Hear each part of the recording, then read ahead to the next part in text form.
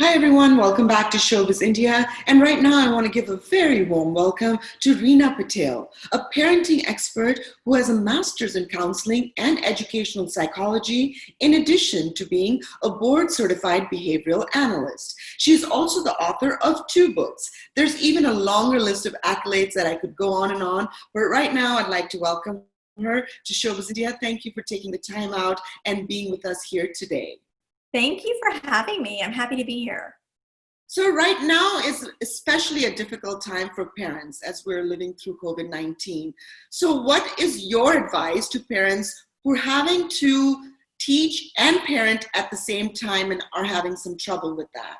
It is a difficult time. I think the first thing I want to tell everyone, and not just parents, but anyone listening, is to give yourself permission of knowing that you don't have all the answers. And I always think that's hard, especially with parents, because they want to feel that they know everything. And sometimes we are just like this in a situation where we are afraid of the unknown.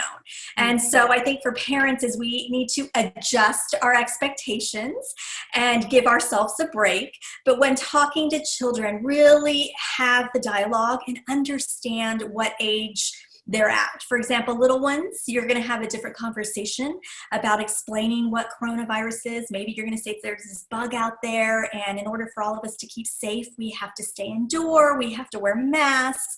We're going to have to explain what social distancing means to our teens and college age kiddos who have more of an understanding and are probably more vigilant than you are as parents. In addition to COVID-19, the Black Lives Matter movement has erupted throughout America, which we think is great because it's encouraging some dialogue and dialogue on racial topics, which are not easy. So some parents are unsure about how to navigate these conversations about race with their children. What is your advice on this topic? That's a great question, and it's an important one. And children as young as 3 years of age have an understanding of color differences. They don't know about the word race or racism, but they can differentiate skin color. And so it's children as young as 3 years old that we don't realize that are aware of these differences. So number one, don't stay silent. Do speak. Do have a conversation. And it's interesting because just a few days ago, I was asked to do a piece about white privilege. And I wanted to take it back several notches and actually talk in general about privilege. So many of us are very privileged. And yes, we are of color, but we still have some privilege. It's not the same as our fellow Black members of our community. And so really just explaining what privilege versus necessity is, especially with our teenagers and our adolescents and young adults who are around. Not everyone has a smartphone, and that in itself is a privilege. And I think it's taking those lessons and making it more realistic. But be open and have that dialogue. And I always say, never over divulge. Ask your children first what they know. So some examples would be, tell me what you think about what's going on, or what does a protest mean to you? And that'll give you a gauge of where to start your own conversation. Showbiz India, I think I'd mentioned to you, worked with the LA County Department of Mental Health for the last few years.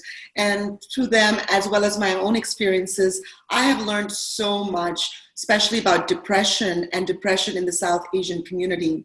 Following the recent unfortunate suicide of Sushant Singh Rajput, I would love to hear your insight about depression in the South Asian community. This is so important, and we've just seen it over the years, right? That's high prevalence of mental health and just the suicide rates that have spiked, especially in our South Asian community. And for the longest time, and it is still prevalent now, it's an area that no one wants to address or talk about. So I praise you for bringing it to the forefront. And as a practicing psychologist, a lot of my clients are of color, do have cultural backgrounds. And the number one thing that they feel is ashamed. They feel ashamed for bringing it forward. They're afraid that there's something wrong with them. They're less of an individual, a person, because they're struggling. And I think that's where we have to start. We have to start with acceptance and validating and giving an outlet for people to share. I know mothers and fathers out there who seem, even Instagram influencers and celebrities who look so put together on the outside, who are battling mental illness on the other end, and they're doing so privately. They're afraid to even leave their house and go to a therapist because of such a taboo. What would someone say if I address it? And so I think as a society, we have to start there. We have to allow for just it being okay, and at least have it in our everyday conversation.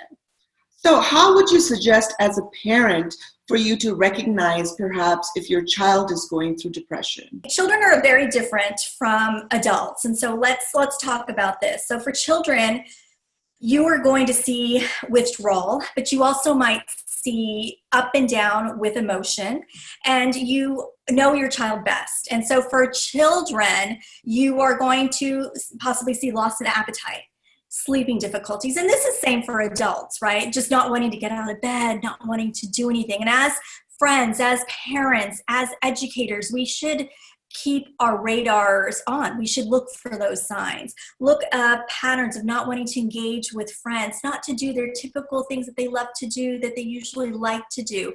And they start to pull away. You might see unusual emotions, with crying when they're supposed to or when they typically wouldn't, to laughing at things that they typically wouldn't be laughing at. And so just a hard time coping with situations.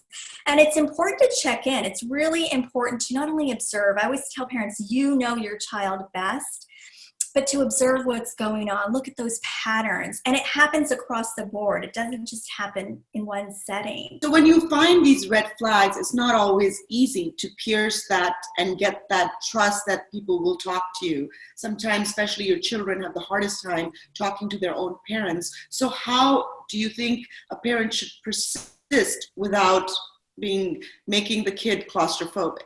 And it's really important. First of all, you want to check in with your child. And I'm going to recommend this. If you are seeing some big red flags, obviously make sure that you seek out mental health providers such as myself. Talk to your doctor, your child's pediatrician. But it is important to look for those signs, validate. So don't push anything off. We have a tendency to say it's okay. For example, when children cry, what is the first thing that we do? Don't cry. We always say, don't do something, don't cry. And so we want to lean in with their feelings, because that is a coping mechanism. And then we want to just listen. We want to listen to what it is that they're having troubles with, what's challenging with them. Sometimes it's I don't have friends. Sometimes it's I'm not doing as well as I want to in school. I wish I could get those solid A's, and I'm just not smart. I'm not good enough. And so you start to hear the low self-esteem talk, the negativity. And so we want to reassure them. You want to help them problem solve. And so instead of saying, oh, this is unfortunate, I'm sorry you feel this way, I want families to really think about, okay, so what are we going to do about it? How are we going to move forward? What are some things that we can do and help them feel success? And in your profession, what are the age ranges? Is it typical for a certain age group? So I've seen just in elementary age school years, 5 and older, but with depression, there's something called anxiety. And I've worked with children who are toddlers, who are anxious individuals. And so depression is really the past, fixating on the past and having a hard time. Young children can feel down. They can feel depressed symptoms. They can have something called dysthymia, adults too, where it's just a period of time. When it is something of concern is when it's starting to interfere with their everyday activities. And that's where you need to really seek out some support. Let's talk about something that you highlight in one of your books, In Winnie and Her Worries. You offer an anxiety toolbox for children and their caretakers. With the climate of the world getting more and more difficult with children, would you share some of those tools with us? Absolutely. And the reason I even wrote this book was because I'm working with teenagers and young adults who are experiencing anxiety. Anxiety is also, I say, a man-made disorder because of the pressures and social media and the things that unrealistic expectations that we are pressing upon our children. And so when I would get them as teenagers, it was a lot harder, I felt, to shift some of those habits. And I always thought, gosh, if I could get them younger, I really could start to shape their thinking and give them the tools that they needed, coping tools. So when we got to a point as a teenager, a young adult, or even into adulthood, they would have the skills that they needed to cope with these dilemmas, these everyday stressors. And some of the things that I recommend, as in my book, is something called a worry box. We tend to worry as natural human beings. We worry about everything, which is very normal. When it's not is when it starts to get in the way of our ability to do tasks, to do things, to enjoy ourselves, to complete work. And so a worry box is a great at-home, I call them DIY things that you can do, and write down your worry on a piece of paper and just fold it up and just put it in a box and then put it aside. And then find a time during the day that you yourself, if you're older, this adults can do, or even children, just like in my book, can sit with their parents and go over those worries. And it compartmentalizes it for you. And it gives you an out so you don't have to think about it. And so that's just a simple technique. Another one is called positive affirmations. I recommend creating a mantra bracelet. And so those are beads. It could be a necklace, like the beautiful necklace that you have, or a bracelet. And think of some positive words and use the I can, I will, I am, and repeat that just like a chant. And you repeat it by touching something kinesthetic, and that really starts to settle in. Oftentimes I'll tell kids to look in a mirror when they're using it and saying it so you believe it. And that's huge as well. And then the last thing I want to tell you about is something that's working on my third book that is going to be in there. It's talking about gratitude. And what's going on with COVID and the stress, we have a lot of what's called secondary trauma. So we're feeling what we're seeing in the news, what we see in the media, and it's taking a huge toll on us. So we may not know someone who had passed with COVID, but we do know that it's affecting us, the protests and so forth. So on a sheet of paper, if you can just draw a line in the center on one side, put something that you, anything that you're stressed about, and just make that list. But for every one thing that you're stressed about, if you can write 2 things that you're grateful for, you're going to start to see that there are a lot more things that we are blessed and thankful that we have in our life. Wow, thank you so much for sharing such valuable information with us. And I know you routinely hold workshops throughout California to guide and train parents. So please do tell our viewers how they can contact you if they need any support. Thank you. Please reach out via my website, www.reenabpatel.com, and follow my Instagram, daily parenting and mental health tips at Reena B. Patel. Thank you so much, Reena, and we hope to see you again very soon. Thank you.